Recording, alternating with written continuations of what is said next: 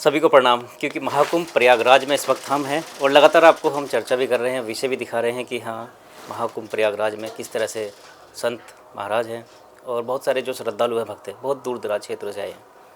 और लगातार एक विषय बना रहता है कि महाकुंभ 12 वर्षों बाद आता है, लेकिन ये वाला महाकुंभ 144 वर्षों में है। ऐसा क्या है इस महाकुंभ में, हम जानने वाले हैं। क्योंकि आज गुरुजी हमारे साथ हैं, तो गुरुजी के साथ विचार साझा करेंगे। क्योंकि गुरुजी का बड़ा एक चर्चा में एक विषय भी रहा है, उस पर भी हम बाद में आपको बताने वाले हैं। सबसे पहले बात करेंगे क्योंकि आज जो हमारे गुरुजी के शिष्य उन्होंने आज संन्यास धारण किया है। प्रणाम गुरुजी। गुरुजी, आज संन्यास धारण जो बच्चों ने किया है, जो शिष्य बने हैं, उनके लिए क्या कहेंगे? आज क्यों संन्यास धारण वो कर रहे हैं? देखो, वैसे सनातन धर्म में 4 आश्रम हैं जी। और 4 आश्रमों में सबसे जो उत्तम आश्रम है वो है संन्यास आश्रम। हर व्यक्ति को संन्यास लेना ही चाहिए, ये सनातन धर्म कहता है। लेकिन कुछ लोग जिनके मन में वैराग्य, सनातन धर्म की सेवा की इच्छा, पूर्णकालिक बनने की इच्छा होती है, वो उम्र से पहले ही संन्यास ले लेते हैं। तो ऐसे ही 2 सन्यासियों ने इच्छा व्यक्त की और चूँकि काफ़ी दिन से वो मेरे साथ रहते थे, तो मैंने इस कुंभ के जो पावन अवसर है, इस अवसर पर ही जब सारे देवता यहाँ कुंभ में विराजमान हैं, तो उनको साक्षी मान करके उनके अनुमति से इन 2 शिष्यों को हमने आज दीक्षा दी है। और मैंने कहा है कि कड़े अनुशासन में रह करके सनातन धर्म की रक्षा करिए, अपने पद और संन्यास की प्रतिष्ठा ख्यापित करिए चारों तरफ। जितना आप त्याग दिखाएंगे उतना ही प्रतिष्ठा बढ़ेगी। बिल्कुल।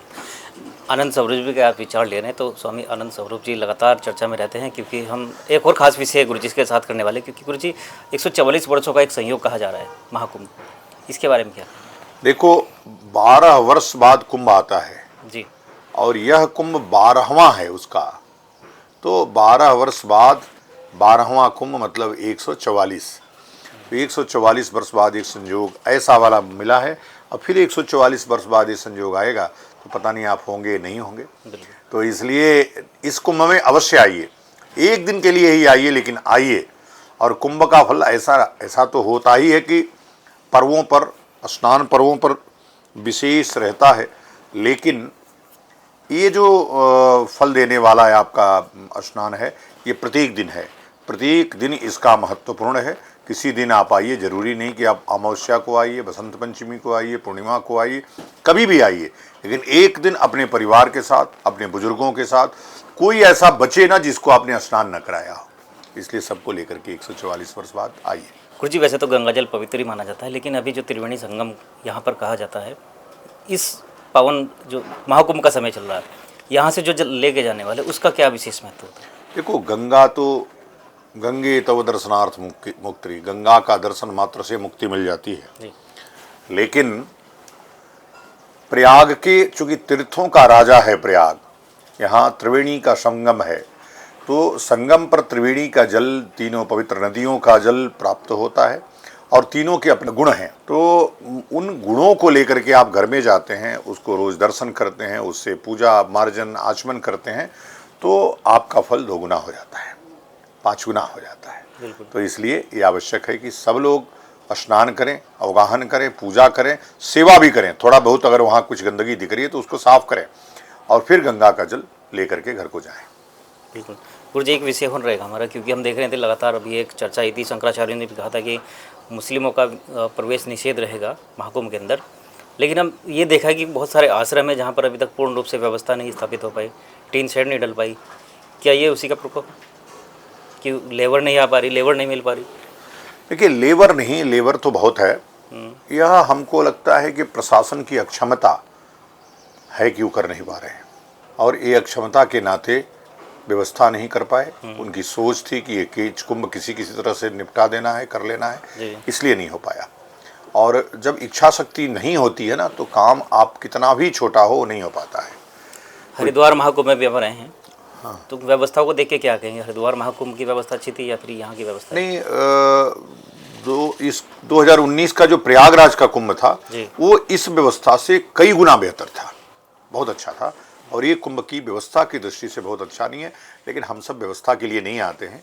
कुंभ जब अमृत प्राप्त करना है तो थोड़ा कष्ट तो होगा ही, सबको कष्ट झेलना चाहिए, किसी पे दोषारोपण नहीं करना चाहिए। यदि किसी ने कुंभ में आर्थिक अपराध किया है जी। तो निश्चित रूप से उसका भी जो दंड है वो गंगा तय करेंगी। बिल्कुल, एक साध्वी जी का विचार चल रहा था और बहुत सारे उसने आरोप भी लगाए हैं। अभी मुझे लगता है महाकुंभ से बाहर कर दिया गया उनको, उसके लिए क्या कहना है? नहीं, वो साध्वी जी नहीं थी, वो एक मीडिया सोशल मीडिया इन्फ्लुएंसर थी। वो साध्वी अपने आप को ख्यापित कर रही थी, बन गई थी, उससे प्रसिद्धि मिल रही थी उनको।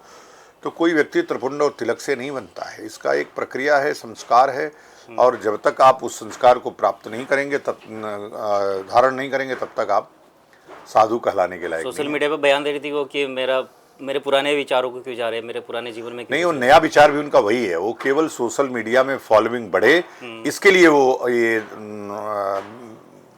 भगवा पहनी थी, और फॉलोअर उनके बढ़ गए। तो जब फॉलोअर बढ़ गए तो मुझे लगा कि लोगों के पूरे मन में कुंभ में उसी की गलत चर्चा हो रही थी। गलत धारणा जा रही है, जी। तो हमने उसको रोका, टोका और मना किया। अब वो स्वयं कुंभ से चली गई हैं, अच्छी बात है। और कुंभ में आए, सब लोग आए, लेकिन आवरण ओढ़ करके नहीं, भगवा पहन करके नहीं। अगर आप पहन करके आते हैं तो आप आतंकवादी कहे जाएंगे। अगर आप जिस भेष के योग्य नहीं है वो भेष धारण करेंगे तो आपको गलत कहा जाएगा। वो जिसके लिए है उसको पहनना चाहिए। उसको पहनना चाहिए। बिल्कुल। तो आनंद स्वरूप जी के विचार हैं, गुरु जी के विचार हैं, लगातार हम आप तक पहुंचाते रहेंगे। महाकुंभ में आप सभी आइए और सभी का स्वागत है, क्योंकि महाकुंभ आपके लिए जीवनदायी होगा, सुखमय होगा, और ये पावन गंगा मैया की जो छटा है आप तक यहीं पहुँचते रहेगी। जय गंगा मैया।